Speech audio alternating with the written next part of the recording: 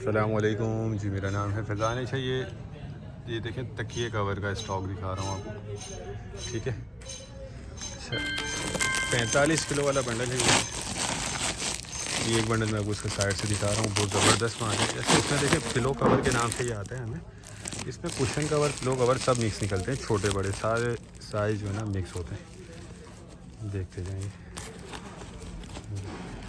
Cotton stuff में भी है, साटन काटन भी है, सिल्क टाइप के भी होंगे, सारा कुछ इसमें तकिया कवर आपको मिक्स निकलेगा। ठीक है, बाकी कंडीशन वगैरह बहुत ज़बरदस्त दिख रही है माल की, चेक कर लें आप।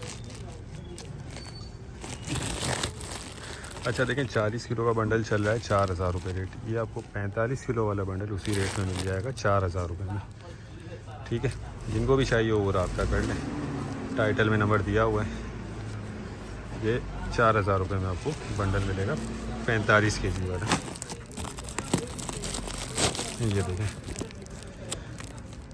साइड से जो नज़र आ रहा है सारा साफ़ सुथरा माल नज़र आ रहा है। बाकी देखें लंडे वाला माल होता है, 19-20 की गुंजाइश रखिएगा इसमें। जिनको भी चाहिए वो रब्ता कर ले, टाइटल में नंबर दिया हुआ है।